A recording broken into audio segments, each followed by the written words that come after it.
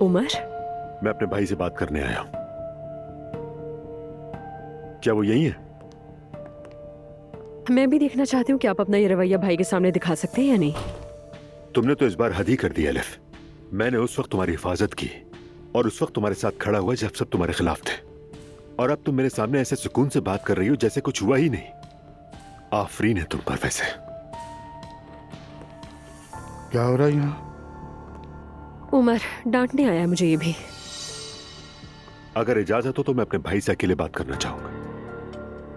तुम कहीं नहीं जा रही एलिफ। जो भी कहना है एलिफ के सामने ही कहो। मेरा इससे कुछ नहीं छुपा हुआ। तो ऐसा है? हाँ। ठीक है, तो फिर मैं अपनी बात शुरू करता हूं। भाई अब ठीक तो है ना? क्या हुआ है आपको? आपने अचानक ये सब करने का फैसला कैसे किया? वापसी का दरवाजा ही बंद कर दिया। इश्क हो गया है। आपको इश्क हो गया है, मैं ये बात समझ सकता हूं, मगर ये नहीं समझ सकता कि आप दूसरों के साथ ज्यादती क्यों कर रहे हैं। भाभी पर रहम नहीं आया और तुम्हें रमीज पर रहम नहीं आया। क्या आप लोग समझते हैं कि दिल तोड़ने के बाद आप खुश रह सकते हैं? क्या ये सब कुछ इतना आसान लगता है? जरा समझाए ना मुझे। आप तो एक समझदार इंसान है भाई, आप ऐसा काम कैसे कर सकते हैं? उमर, क्या तुमने हमारी सुनी थी जब जैनब से शादी की थी? ये एक जैसी बातें नहीं है भाई। वैसे भी मेरी शादी खुशगवार नहीं थी, ये आप सबसे बेहतर जानते हैं। इसी तरह ये भी खुशगवार शादी में नहीं थे। बस यही बात है, इंसान सिर्फ इसलिए खुश नहीं होता कि वो फैमिली और बच्चों के साथ है। क्या एक बार भी किसी ने इनसे पूछा कि ये क्या चाहते हैं, क्या महसूस करते हैं? आपकी बीवी का घर में बुरा हाल है, वो बहुत परेशान है भाई, और जैनब का भी। मैं मरियम से अकेले में बात कर लूंगा। आप किस बारे में बात करेंगे भाई?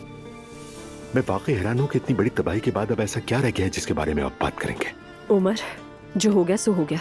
हम एक सफर पर निकल चुके हैं और हमने इसके लिए सब कुछ दांव पर लगाया है।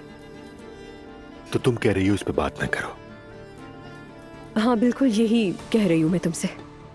यानी मेरा मतलब, अगर तुम हमारा साथ नहीं दे सकते तो यहाँ कर परेशान तो मत करो हमें। हम भी बाकी सबकी तरह परेशान हैं इस वक्त।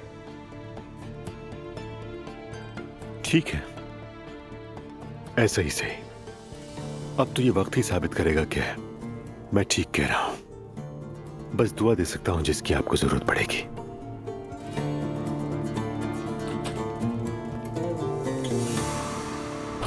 उमर को भी ऐसा लग रहा है तो तुम उसकी परवाह मत करो।